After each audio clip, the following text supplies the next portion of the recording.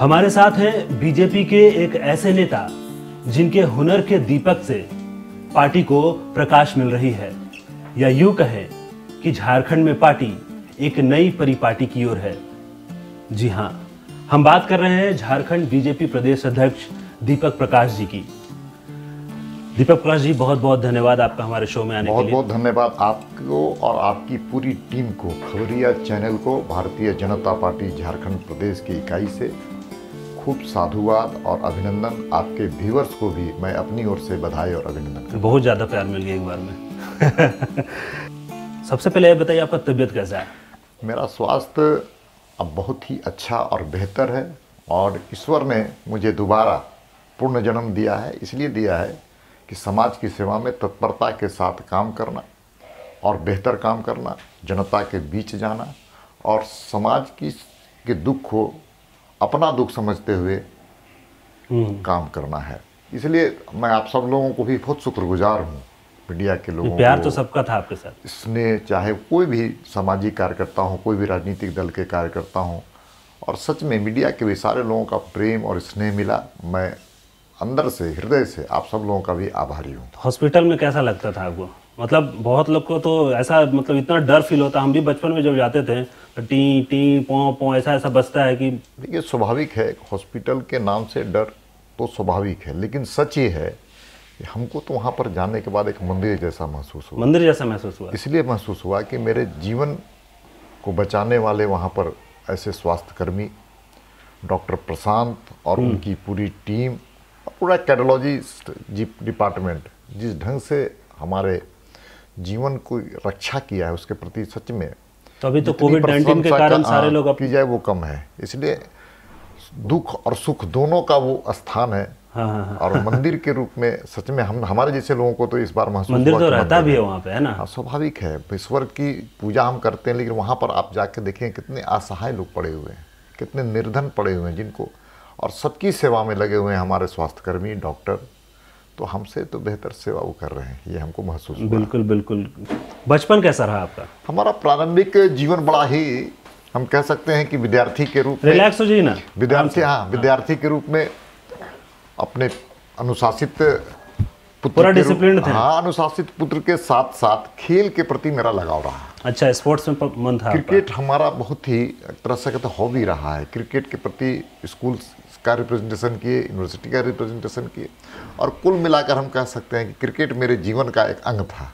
लेकिन बीच में राजनीतिक और सामाजिक जीवन, हम 1977 से विद्यार्थी परिषद से जुड़े। उसके बाद क्रिकेट से थोड़ी दूरी बढ़ी, कॉलेज से ही, मतलब कॉलेज से दूरी बढ़ती गई, कम होती गई, बाद में बहुत ही दूरी बढ़ गई। लेकिन आज भी मैच देखने का आकर्षण, खिलाड़ियों से मिलने का आकर्षण, और सच में कई मैचों को देखने पर ऐसा महसूस होता है कि आज भी मैं युवा हूँ। तो अभी तो खेलना चाहिए ना, ग्राउंड है, सब सामने हमारे सामने मैदान है। मैं बीच बीच में जाकर के क्रिकेट पर वहाँ खेलता हूँ। हमारे यहाँ एसपी गौतम हमारे पूरा डिसिप्लिन थे, तो पापा से कभी मार नहीं खाया आप? स्वाभाविक है, बचपन में तो हर कोई भी अनुशासित हो, चाहे अनुशासनहीनता का हो सवाल हो, बच्चे को तो स्नेह के रूप में पिताजी का डांट और मार तो आशीर्वाद है ही, लेकिन मार तो उस समय पड़ता था तो मजा आता। स्वाभाविक है, कभी कभी ऐसे ही होती थी कि सरस्वती पूजा हो, दुर्गा पूजा हो, गणेश पूजा हो जमशेदपुर में, तो हम लोग अपने घर के सामने में उसका आयोजन करते थे, और उसी वक्त परीक्षा के समय भी रहती थी। तो घर में जमशेदपुर में हमारा स्कूलिंग आपका वहीं से? प्रारंभिक शिक्षा हमारी वहीं से। किस स्कूल से? हम वहाँ पर विवेकानंद में पढ़े, और आरडी जटा हाई स्कूल जमशेदपुर से हायर सेकेंडरी। अच्छा। वो जो गुलमरी में निर्मित था, हम जान रहे, मेरा भी घर वहीं है। तो जमशेदपुर में आरडी जटा स्कूल से पढ़ाई हमारी प्रारंभिक। और मैं सामाजिक जीवन में, छात्र जीवन में विद्यार्थी परिषद से वहीं जुड़ने का हमारा प्रारंभ हुआ, और सामाजिक चेतना और सामाजिक जीवन को कैसे जिया जाए, इसकी सीख हमको जमशेदपुर की माटी ने दिया था।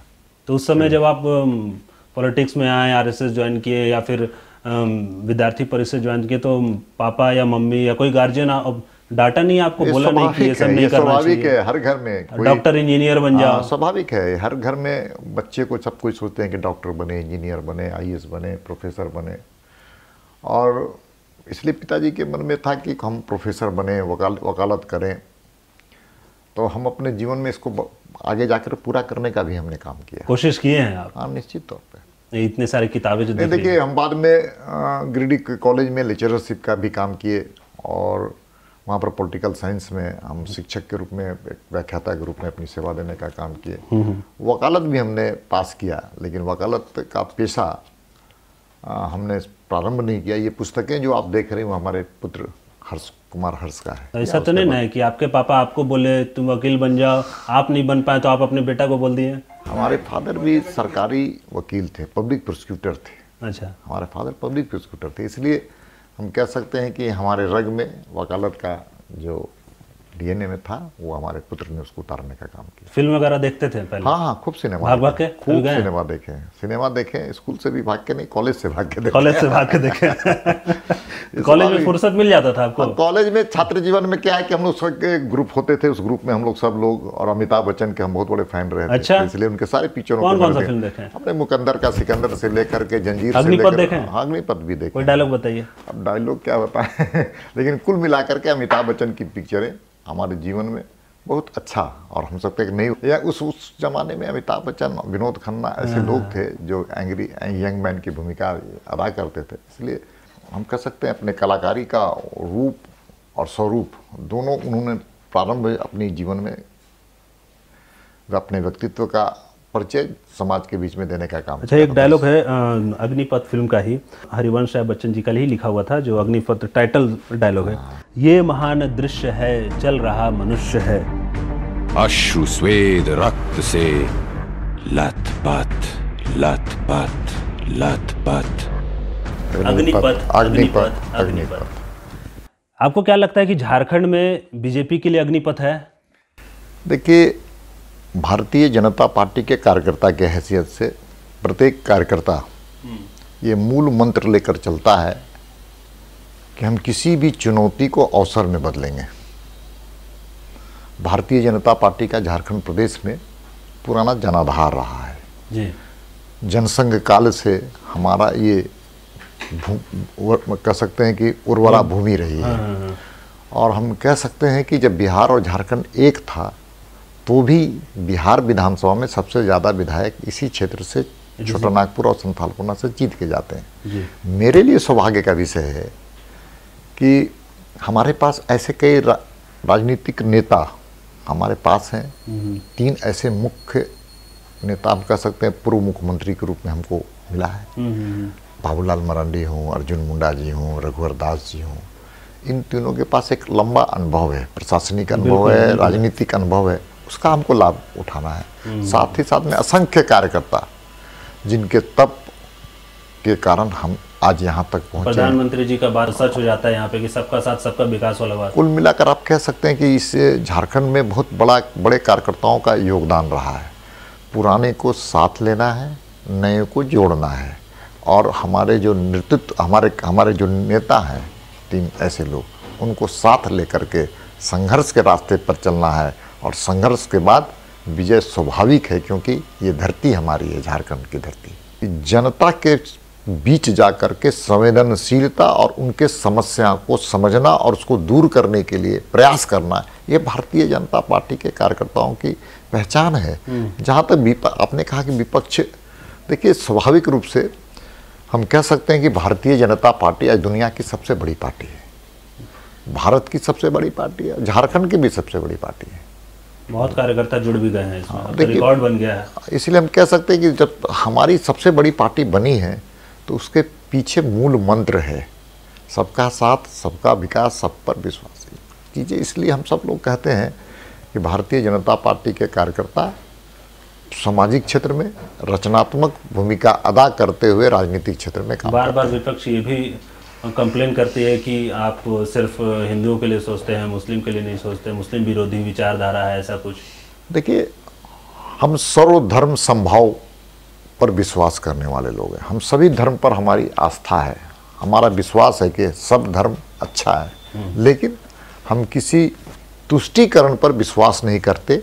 हम ये नहीं कह सकते कि वोटों की राजनीति करने के लिए अल्पसंख्यक समाज को अपनी ओर आकर्षित करने का हम काम करते हैं। हम तो चाहते हैं कि देश के अंदर सबके लिए एक कानून हो, चाहे वो हिंदू हो, मुस्लिम हो, सिख हो और ईसाई हो, सब एक ही छत के छाए में रहें, सब लोग इस देश के प्रति समर्पित भाव से सेवा करें और इस देश को परम वैभवशाली बनाने में अपना योगदान दें। आपको क्या लगता है कि अभी आपको और बहुत कुछ सीखने का जरूरत है? स्वाभाविक, हर दिन हम सीखते हैं और हर दिन सीखने का हम प्रयास भी करते हैं, दो माध्यम से इतना दिन लॉकडाउन था, आप क्या सीखे? देखिए, इस अंतराल में हमने कई पुस्तकों को पढ़ने का काम किया। पढ़े और वो हम पुस्तकें पढ़े चाइना के संदर्भ में अरुण शौरी जी की पुस्तकें बहुत अच्छी पुस्तक है। संस्कृति के 4 अध्याय दिनकर जी की पुस्तक है। अच्छा, बहुत अच्छी पुस्तक है। मेरा स्वाध्याय करने का एक आदत है, तो उन पुस्तकों को पढ़ने से थोड़ा मन में एक नई ऊर्जा आता है। और आप सबको ही जानते हैं कि लॉकडाउन में हमने तय किया कि रामायण को भी हम फिर से पढ़ें, देखे नहीं पढ़े, इसलिए हम अब उसको सुंदरकांड तक पढ़ने का हम काम कर रहे हैं प्रत्येक दिन, रामचरितमानस। अच्छा। तो इसको भी हम एक बार चाहते हैं कि पूरा पढ़िएगा, पढ़ेंगे, आहिस्ते आहिस्ते पढ़ेंगे, समझेंगे और समझ करके उसमें कुछ ऐसी चीज़ें हैं कि उससे समाज में काम करने का आदर्श खड़ा किया जा रहा है, सीखा जा सकता है इसीलिए तो ऐसी चीज़ों को हम पढ़ रहे हैं। आदर्श मांगते हैं बहुत लोग राम को, लेकिन आज के डेट में बोलते हैं कि राम बनना फायदा नहीं है, रावण बन के रहो। ये ऐसा नियत लेकर और चलने वाले की नियति अच्छा नहीं होगा। आप झारखंड हो या फिर और कोई प्रदेश हो, उन सभी में क्या चाहते हैं कि आप सरकार कमांड करे सारी चीज़ों को या फिर प्राइवेट सेक्टर हो जाना चाहिए? जैसे आपको एक उदाहरण देकर बताते हैं कि प्राइवेट बैंक सरकारी बैंक, प्राइवेट स्कूल सरकारी स्कूल, दोनों का ट्रीट करने का तरीका अलग होता है। आप प्राइवेट बैंक में मस्त का एसी लगा हुआ है, एकदम ठंडा पानी आएगा, है ना, पूरा वेल मेंटेन है, कलरफुल दीवारें, सोफ़ा, लेकिन सरकारी बैंक में वही चीज़ नहीं है। देखिए, मेरी व्यक्तिगत राय है कि सरकार को व्यवसाय नहीं करना चाहिए। जितने आप देखिएगा प्राइवेट सेक्टर के जो काम हैं, वो आप देखेंगे कि उसको मार्केट नहीं मिल पाता है, उसका उत्पादन ठीक से नहीं हो सकता है और आहिस्ते आहिस्ते उस समाज के लिए कोढ़ और बोझ बन जाता है। कई ऐसे उदाहरण हैं।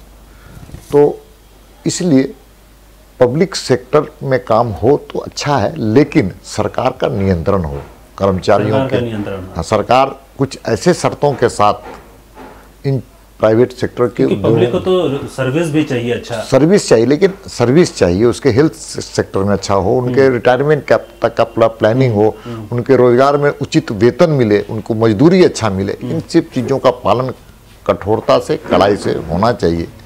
लेकिन जो भी आप देखिएगा सरकारी उपक्रम व्यवसाय कर रहा है, वो आहिस्ते आहिस्ते मृत प्राय हो जाता है और फिर उसकी दुर्दशा होती है, फिर करों के भुगतान से उसकी सेवा चलती है।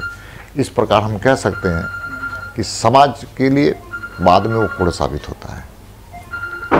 बिहार में इलेक्शन होने वाला है, उसको लेकर बीजेपी का क्या रणनीति है?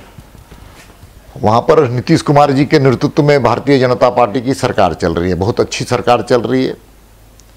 वहाँ पर हम कह सकते हैं कि एक मॉडल खड़ा किया है विकास के मामले में, लॉ एंड ऑर्डर के मामले में, सड़कों के इंफ्रास्ट्रक्चर के मामले में, बिजली के मामले में। स्वावलंबी बिहार बना ही नहीं है, बल्कि सरप्लस भी अब होने वाला है। तो कुल मिलाकर हम कह सकते हैं नीतीश कुमार जी ने बहुत ही अच्छा और बेहतर काम किया है, भारतीय जनता पार्टी की सरकार। और हम लोग दोनों मिलकर के, जदयू और भारतीय जनता पार्टी मिलकर के वहाँ पुनः सरकार बनाएंगे। और सरकार अपने लिए नहीं बल्कि बिहार के लोगों के लिए बनेगा। अभी तो आरजेडी के बहुत सारे लीडर है, कार्यकर्ता उल्टा सीधा बोल रहे थे बीजेपी के। देखिए, अखबारी बयान देना अलग विषय है। जो अपने परिवार को एकीकृत नहीं कर पाया, जो अपने परिवार को एकीकृत नहीं रख पाया, वह समाज को कैसे एक साथ और संयुक्त रखेगा, कैसे राज्य को संभालेगा। और पुराना उदाहरण है, चाहे लालू जी की सरकार हो, तेजस्वी और के स्वास्थ्य मंत्री मंत्रालय के रूप में हम कह सकते हैं, तब क्या नाम है, तेज प्रताप सिंह की, यादव की बात हो, कुल मिलाकर के उनके कार्यकाल को जनता ने देखा है। और साथ ही साथ किस प्रकार की कानून व्यवस्था वहाँ पर चौपट थी लालू जी के सरकार में।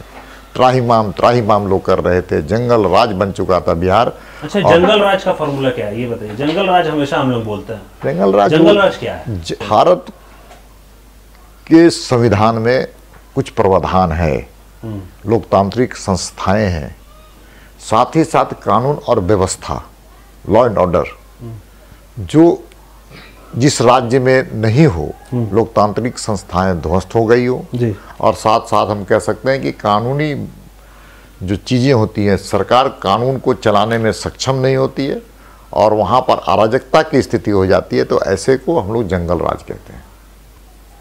कभी प्यार मोहब्बत हुआ कॉलेज लाइफ में? पत्नी है। पत्नी तो हुई, शादी से पहले? देखिए, सच में विद्यार्थी परिषद के जीवन में लगातार फिल्में वगैरह देखते थे आप? पिक्चर देखते थे, स्वाभाविक, आज भी देखते हैं पिक्चर, हम आज भी पिक्चर देखते हैं। देखिए, पिक्चर देखना अलग बात है, लेकिन उसको जीवन में आप उसके इम्प्लीमेंट नहीं कर सकते, ट्रू हीरो नहीं बन सकते हैं। वो तो मनोरंजन के लिए है, कुछ चीज़ें उसमें आदर्श निकलता है, उसको अच्छाई चीज़ें उसको पकड़ने के लिए, लेकिन आप हीरो हीरोइन की भूमिका नहीं अदा कर सकते हैं। देखिए, घर में जब नहीं होता है कभी किसी को पसंद किए हो, देखिए, लेकिन नहीं हो पाया हो, बात नहीं, या आप ही नहीं बोल पाए हो? नहीं, ऐसा कोई अवसर हमको इसलिए नहीं मिला कि मेरे पास समय का अभाव हमेशा रहा है कि विद्यार्थी परिषद के काम में लगातार विद्यार्थियों के बीच में काम करने का, युवा मोर्चा में लगातार पार्टी और संगठन को कैसे बेहतर करें, उसी के लिए हमारा प्यार मोहब्बत है। हमारा प्यार मोहब्बत पार्टी के साथ है, हमारा प्यार मोहब्बत पार्टी के कार्यकर्ताओं के साथ है, हमारा प्यार मोहब्बत सैद्धांतिक अधिष्ठान के साथ है, सांस्कृतिक राष्ट्रवाद के साथ है। तो शादी के बाद भी तो आप एक्टिव थे फील्ड में? हाँ, स्वाभाविक है। हमारी पत्नी ही पूरे घर को चलाने का काम आज भी करती है। कभी शिकायत नहीं की? स्वाभाविक है, कभी कभी तो नोकझोंक होता रहा हम लोगों का, लेकिन कुल मिलाकर के पत्नी और परिवार का सहयोग अगर किसी सामाजिक कार्यकर्ता और राजनीतिक कार्यकर्ता को नहीं मिलेगा तो आगे नहीं बढ़ पाएगा। हमारे परिवार का भी इसमें बहुत बड़ा योगदान है। तो ये क्या लगता है कि अभी सब्जी उब्जी लाने जाएं तो हम, आपकी मैडम डांट दिए सब्जी नहीं चाहिए मेरे को? देखिए, ये सच है, ये एकदम सच है। परिवार की अभिलाषा रहती है कि मेरे पिता घर में रहें, हमारे साथ समय दें। पत्नी की अभिलाषा रहती है कि हम समय घर में भी दें कुछ। लेकिन जब आदमी घर से निकलता है ना, फिर घर को भूल जाता है, फिर उसको लगता है कि बहुत बड़ा मेरा घर है। और सच में हमारी इतनी बहनें हैं, असंख्य बहनें, पार्टी के कार्यकर्ता जितनी महिलाएं हैं आती हैं और हमारे लिए बहन के रूप में, हमारे युवा मोर्चा के कार्यकर्ता काम करते हैं भतीजे के रूप में। हमारा उम्र बड़ा हो गया, पार्टी के कार्यकर्ता लगता है भाई है हमारा, तो हमारा तो बहुत बड़ा परिवार है। तो सारे को परिवार मानते हैं? हाँ, बीजेपी परिवार की कल्पना है। बीजेपी कोई राजनीतिक दल तो है ही, लेकिन साथ साथ में परिवार की कल्पना लेकर के हम चलते हैं।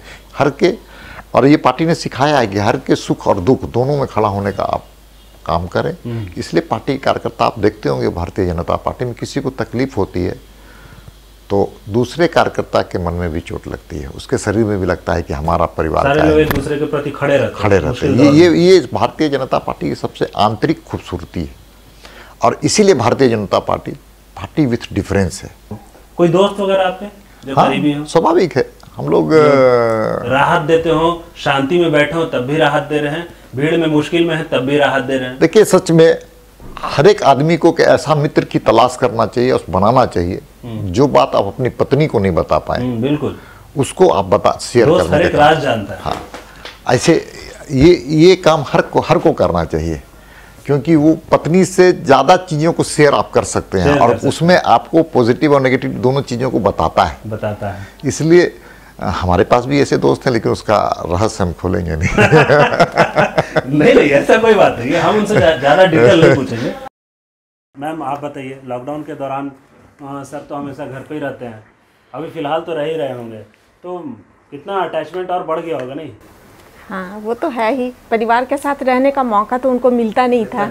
हाँ, कुछ समय के लिए हम लोग खुश भी होते हैं कि अभी साथ में हम लोग एक साथ रहते हैं, ब्रेकफास्ट एक साथ हुआ, लंच एक साथ हुआ, लेकिन उसी बीच वो अपना काम भी करते ही रहते हैं। अच्छा। वो मिलना जुलना कम नहीं होता है। आपको डिस्टर्बेंस या इरिटेशन नहीं होता है कि यार क्या दिन भर लोग करते रहते हैं? जब से शादी होकर के आई है, बस यही तो देखते ही आए। अच्छा है, मतलब यूज्ड टू हो गए। तो कभी डांटते हैं आप, बोलती हैं कि यार यही अभी खाना खाने का टाइम में चलिए आइए खाना खाने? डांटते तो नहीं है, लेकिन ये बात जरूर बोलते हैं, समय पे नाश्ता खाना करना ही चाहिए। डांट खाने लायक काम नहीं कर रहे हैं ना, बचे हुए हैं। मुझे ये मालूम है कि 2000 से मैं देखते आ रहा हूँ, जब मेरा होश मैंने संभाला है, तो बहुत बार ऐसा रहा है कि टिकट मिलने का परिस्थिति भी हुआ है। और 2020 तक जो अभी है राज्यसभा में, उनको इलेक्शन में उनको टिकट दिया गया। तो बहुत सारे ऐसे काम किए उन्होंने। हमेशा जनताओं के बीच में रहते हैं, कार्यकर्ताओं के बीच में। साथ फील्ड में कभी कभी जब गांव जाना होता है, परिवार के बीच में जाना रहता है, तो पापा लेके जाते हैं। उनको अच्छा लगता है कि उस अपना जो बोलते हैं ना कि ग्रास रूट लेवल से आदमी का जुड़ाव होना चाहिए। और ये ऐसा नहीं है कि मुझे ही लेके जाते हैं, पूरे परिवार को लेके जाते हैं। क्या उनमें क्या लगता है आपको कि वो किस तरीके से काम कर रहे हैं? मैं तो अभी जब से देख रही हूँ, he is working very hard, very sincerely. और ये देखकर आप तो पापा इसलिए नहीं ना बोल रहे सर? नहीं, नॉट एट ऑल। पापा इसलिए नहीं कह रहे। As an individual he is a very nice man and very fun loving also. तो ये देखकर बहुत अच्छा लगता है कि being a public figure he is so grounded. बहुत अच्छा लगता है। मेरे लिए फादर ही हैं वो। मेरी शादी होने के बाद I was totally relying on him. और बहुत केयरिंग है, एक्सट्रीमली केयरिंग है। आप मेरी छोटी छोटी चीज़ों पे being a father in law वो इस तरीके से मेरा ध्यान रखते हैं जैसे मेरे फादर हैं। आपको क्या लगता है कि अभी फ्यूचर में उनका क्या पोजीशन होने वाला है? वेरी ब्राइट फ्यूचर है, वेरी ब्राइट फ्यूचर। उनका बोलने का तरीका, समझाने का तरीका इतना फ्लुएंट है, वो इतनी अच्छे से समझाते हैं कि you feel it from inside कि हाँ वो जो कह रहे हैं उसमें कुछ बात है। वो ऐसे ऊपर से नहीं कहते कोई भी चीज़। तो अभी जब वो फिर से काम पे जाने लगेंगे, फिर से लॉकडाउन खत्म होगा, तो थोड़ा सा नहीं लगेगा कि हाँ रहते लॉकडाउन ही ठीक था? That is life. We all have to work. We have to get back to work. और ऐसे तो देश चलेगी, ऐसा तो नहीं हो सकता कि सिर्फ घर पे बैठे रहें। मैं आपको बताता हूँ, लॉकडाउन में मतलब सारे लोग पॉलिटिकल जवाब देंगे देश चलेगा। नहीं, लॉकडाउन बचपन से इन लोग यही देखते हुए आ रहा है। और पापा इसके कभी भी घर पे बैठ के नहीं रहे हैं। इवन इन लोग का स्कूल जाना आना, पेरेंट्स टीचर मीटिंग अटेंड करना, सब कुछ मेरी जिम्मेवारी थी। और हम इनको एकदम फ्री छोड़ दिए थे कि आप अपना पॉलिटिक्स में, जो इनको शुरू से इंटरेस्ट भी था और हर लोगों के लिए ये एकदम शादी हो रही थी तो आपको पता था कि पॉलिटिकल करियर है ये बंदे का? नहीं, ये नहीं पता था। नहीं पता था। प्रोफेसर थे जी। अच्छा, प्रोफेसर समझ के आप शादी की? तो फिर बाद में कैसा? हमको बिल्कुल इंटरेस्ट नहीं था, पॉलिटिकल साइंस भी हम नहीं लिए थे इसलिए क्योंकि हमको एकदम इंटरेस्ट नहीं था। लेकिन अब हम उसी में एकदम ढल गए हैं और अच्छा लगता है। उस समय का रिएक्शन कैसा था वो जब बोले हुए कि नहीं आज तुम देखना हम जा रहे हैं बाहर पॉलिटिक्स करने? धीरे धीरे समझते समझते फिर यूज्ड टू हो गया। शुरू में तो आप थोड़ा लगता था ये क्या है, हमको उतना समझ नहीं आता था। मेरी शादी भी कम ही एज में हुई थी इसलिए कुछ समझ नहीं आता था। लेकिन धीरे धीरे हमको उसी में इंटरेस्ट आने लगा, वही अच्छा लगने लगा। और देखे ये इतने डाउन टू अर्थ हैं और इतने हम्बल हैं, लोगों से इतने अच्छे से मिलते हैं, कभी इनको गुस्सा करते हम नहीं देखे इस चीज़ के लिए। सी बात है, अभी तो एक पोजीशन पे उनको कमान संभालने के लिए मिला है। बहुत अच्छे पोस्ट पे भी नहीं भी रहे भी, लेकिन पार्टी के लिए अपना समर्पण इनका हमेशा समर्पित रहे हैं। हमेशा तो हाँ, वो मतलब अपना 24 आवर्स हमेशा देते ही रहे हैं। हमें एक चीज़ ये रहा है ना कि हर भूमिका में वो जानते हैं कि किस तरीके से अपने को ढालना है। आप चाहे पति के रूप में देखा जाए, चाहे बाप के रूप में देखा जाए, चाहे दादा के रूप में देखा जाए, भाई के रूप में देखा जाए, परिवार को साथ में लेके चलना, समाज को साथ में लेके चलना बखूबी जानते हैं। मैं इसे नहीं बोल रहा हूँ कि मेरे पिता हैं, मुझे एक चीज़ गर्व होता है, मुझे बहुत सारा ऐसा चीज़ होता है ना कि मैं कभी ख़राब परिस्थिति में रहता हूँ ना, तो एक चीज़ लगता है ना कि इंस्पिरेशन कोई आदमी से लेना ना तो अपने पिता से लेना।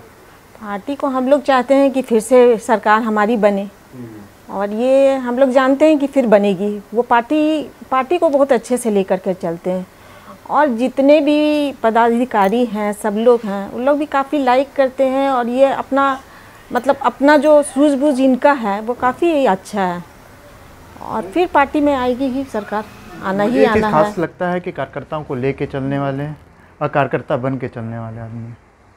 आपको क्या लगता है कि पार्टी में कुछ कमी बेसी है, कुछ आपको इनबिल्ट करना है, आपके तरफ से कुछ और आप उस पर अच्छा कर सकते हैं जिससे पार्टी और अच्छा कर सके समाज में?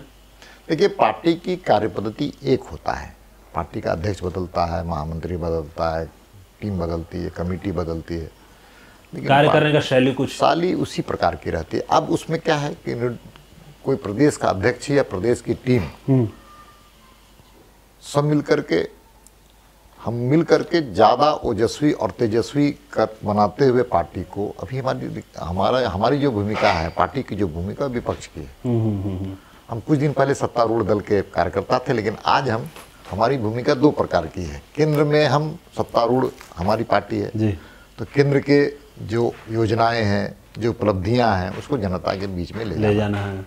दूसरे तरफ राज्य सरकार में हमारी भूमिका विपक्ष की है, और विपक्ष की है तो हम सकारात्मक राजनीति करते हैं, लेकिन साथ ही साथ सरकार के भ्रष्टाचार, सरकार के जो कार्य पद्धति के जो तरीके हैं, अफसरशाही हम कह सकते हैं, और ऐसे कई चीज़ों को, अराजकता है, कई फाइनेंशियल एनार्किज्म है, और कई ऐसे चीज़ों को, कोविड-19 की असफलताएं, योजनाओं के क्रियान्वयन में असफलताएं हैं, उनको हम ले जाएंगे, जोरदार ढंग से ले जाएंगे, जबरदस्त ढंग से ले जाएंगे, और सरकार को घेरने का काम करेंगे, और सरकार को सही रास्ता पर ले जाने का काम विपक्ष का है। उसकी भूमिका हमारी। सरकार तो बोलती है कि सेंट्रल गवर्नमेंट साथ नहीं दे रही है।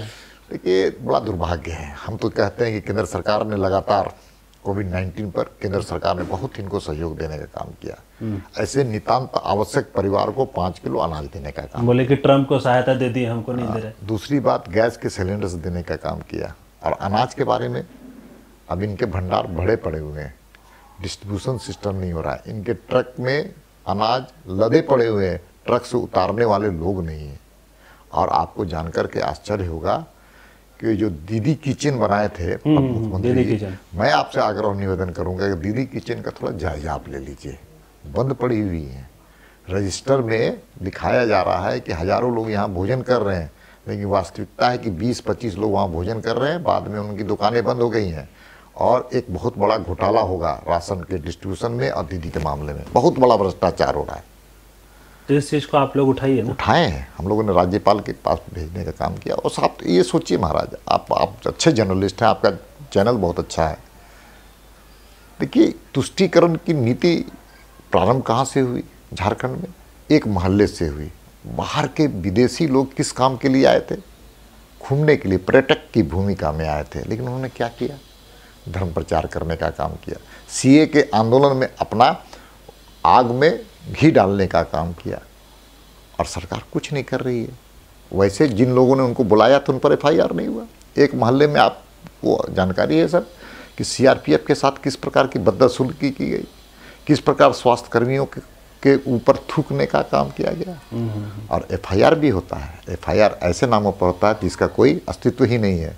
अबलू बबलू टबलू कबलू के नाम से आप FIR कर। उस मोहल्ले में भी हिंदू समाज के लोग रहते हैं, उन पर पत्थर और रोड़े फेंके गए, लेकिन राज्य की सरकार ने उनकी सुरक्षा करने का बयान नहीं किया। राशन बटे, लेकिन उस परिवार को नहीं बटा जो उनको वोट नहीं देता था, जो बीजेपी को वोट देता था, उनको वहाँ पर अनाज नहीं बांटा गया। अब कोविड-19 के संक्रमण काल की बात आप करें तो आप एक मंत्री यहाँ से आलमगीर आलम किस प्रकार से यहाँ पर से विदेशी घुसपैठियों को बाहर भेजने का काम किया, ये सर्वविदित है। मैं तो कहता हूँ कि उनका नाम प्रकाशित कर दीजिए। मेरा आरोप है, मैंने कहा कि राज्यपाल महोदय से हमने निवेदन गुहार लगाया है कि राज्य सरकार इतना ही करे कि जिन बसों से वो लेकर के गए थे उनका नाम प्रकाशित कर दीजिए, वो कहाँ से चले और कहाँ पहुँचे हैं इसका बारे में बता दीजिए। आज तक राज्य सरकार नहीं कर पाई है। तो बस का डिटेल तो फिर उधर से वो भी बोलते प्रियंका गांधी भी कि हम तो बस के लिए बहुत सारा बस दिए, लेकिन इधर गवर्नमेंट हमको जाने नहीं दी, बीजेपी सरकार मना कर रही है। देखिए, मजदूरों की मदद करने देखिए सच है कि राहुल गांधी को भारत की धरती के सुगंध के बारे में जानकारी नहीं है। बेचारे जानेंगे भी नहीं, क्योंकि उस पले बढ़े नहीं उस जमीनी हकीकत से। वो परिवारवाद है, माँ बेटे और बेटी, ये प्राइवेट लिमिटेड कंपनी है।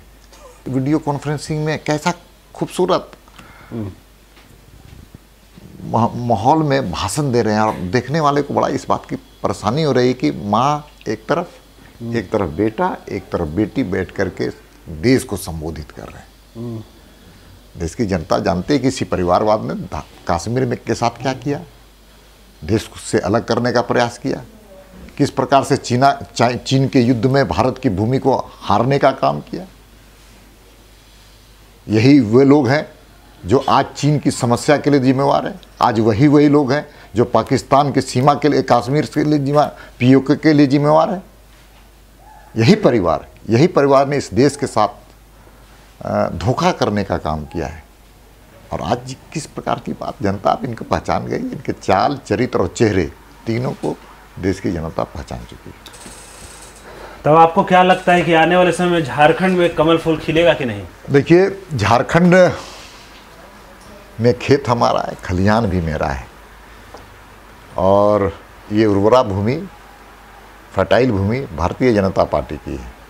हमारे कार्यकर्ता लगातार जनता के बीच में जाकर केंद्र सरकार की उपलब्धियां और राज्य सरकार के संदर्भ में जितनी गड़बड़ियां 6 महीने में हुआ है, इन्होंने वादा किया था। कांग्रेस के मैनिफेस्टो में प्रथम पृष्ठ के पहले पंक्ति में लिखा हुआ है कि हमारी सरकार बनेगी तो 2 महीने के अंदर हम किसानों को ऋण माफ करेंगे। कहाँ गया वो वादा? इन्होंने वादा किया था कांग्रेस के लोगों ने कि हम ट्रेन आएगा तो ट्रेन रेलवे का भाड़ा हम देंगे। बड़े बड़े होर्डिंग लगे हुए हैं रांची में, लेकिन दुर्भाग्य से थोड़ा बताएं कि किस ट्रेन के भाड़ा कांग्रेस के कोष से गया है। झूठे वादे करने वाले लोग हैं और इनके झूठ के अलावा कुछ जानते नहीं हैं। देखिए, रोए बगैर तो प्याज भी नहीं कटता, ये तो राजनीति है, कैसे कटेगा? हम रोने वाले लोग नहीं हैं, हम तो संघर्ष करने वाले लोग हैं। हम 74 में आंदोलन किए इसी कांग्रेस के खिलाफ। लोकतांत्रिक मूल्यों का हनन करने वाली कांग्रेस, आपातकाल लगाने वाली, नागरिक अधिकारों से वंचित करने वाली कांग्रेस के खिलाफ हम लड़े, इंदिरा जी के खिलाफ लड़े। और संघर्ष भारतीय जनता पार्टी के खून खून में है। हमारी जनसंघ की स्थापना भी संघर्ष से हुई। हमारे जो जनसंघ के संस्थापक थे श्यामा प्रसाद मुखर्जी, उन्होंने बलिदानी दिया कश्मीर में। हमारे दीनदयाल उपाध्याय की हत्या भी इसी कारण से हो गई मुगल सराय में। तो हम तो संघर्ष करने वाले लोग हैं और आगे भी संघर्ष करेंगे। सत्ता हमारे लिए मेवा नहीं है, सत्ता तो हमारे लिए सेवा का एक संकल्प है और वो अस्त्र है। देखिए, बताइए कब तक संघर्ष हमारी वैचारिक संघर्ष जारी है, और ये वैचारिक संघर्ष तब पूरी होगी जब सांस्कृतिक राष्ट्रवाद के आधार पर ये देश आगे बढ़ेगा। देखिए, इस देश के अंदर देखिए, सच है कि नरेंद्र मोदी जी 1 साल की उपलब्धियां वैचारिक रूप से धारा 370 को उन्होंने खत्म किया, 3 तलाक को खत्म किया, अयोध्या में भव्य राम मंदिर बने इसके लिए मार्ग प्रशस्त करने का काम किया, सीए को लाने का काम किया। ये हमारी जीत है, ये हमारी जीत है। आर्थिक क्षेत्र में भी भारत की अर्थव्यवस्था अच्छी हो, बेहतर हो, इसके लिए पूरे दुनिया के लोगों ने तो पूरे सराहने का काम किया। 3 तलाक का मामला जब निपटा तो बहुत लोग बोल रहे थे कि मुस्लिम वोट पाने के लिए ऐसा कर दिया। मुस्लिम वोट के लिए, महिला सशक्तिकरण के लिए क्या किया गया? अक़लियत समाज की मेरी बहनें उस समाज में भेदभाव का शिकार थी। 3 बार तलाक बोलने से उनको ऐसे सामाजिक और हम कह सकते हैं कि आर्थिक रूप से उनको नुकसान होते थे, उसको ख़त्म करने का सरकार ने काम किया। ये एक बड़ी जीत है, देश की जीत है, कोई एक समुदाय की जीत नहीं। हम कह सकते हैं महिला सशक्तिकरण के लिए एक सबसे बड़ी जीत थी और भारतीय जनता पार्टी ने उसे पूरा करने का काम किया। आपका पावर तो बढ़ गया है पार्टी में, चश्मा का पावर बढ़ा कि नहीं? हमारा पावर पहले भी कार्यकर्ता के रूप में था, आज भी कार्यकर्ता के रूप में पावर है, और कार्यकर्ता का पावर हमेशा बना रहता है। हाँ, एक नई ऊर्जा के साथ वो काम करते हैं। कार्यकर्ता पहले हैं, प्रदेश अध्यक्ष बाद में। झारखंड की जनता के लिए कोई संदेश? झारखंड के संदर्भ में अभी कोरोना वायरस के संदर्भ में इतना ही कहा जा सकता है कि हम सब लोग कोरोना वायरस के खिलाफ सोशल डिस्टेंसिंग का हम सब लोग पालन करें, और साथ ही साथ हम कह सकते हैं फेस कवर लगाने का काम करें। और तीसरा ये काम कह सकते हैं कि नर सेवा नारायण सेवा। अगल बगल जो लोग हैं भूखे रात को सोए नहीं, और साथ ही साथ हम कह सकते हैं स्वदेशी और स्थानीय उत्पादों को ग्रहण भी करें और लोगों को ग्रहण कराने के लिए, उपयोग करने के लिए आप प्रेरणा भी दें। तो कुल मिलाकर के भारत की जीत होगी। और मैं आपको बताता हूँ कि इस प्रधानमंत्री जी नरेंद्र मोदी जी के नेतृत्व में पूरी दुनिया का सुरमौर भारत बनेगा, ऐसा देश की जनता को विश्वास है। चलिए, उम्मीद भी यही करते हैं। बहुत बहुत धन्यवाद आपको भी मेरी ओर से। आपने बहुत अच्छे और रोचक प्रसंग भी आपने उठाने का काम किया, और ऐसे कई अनछुए पहलू को भी आपने मुझे स्मृति दिलाने का काम किया। इसलिए बहुत बहुत आपका भी धन्यवाद। आपकी पूरी टीम को भी मेरी ओर से धन्यवाद।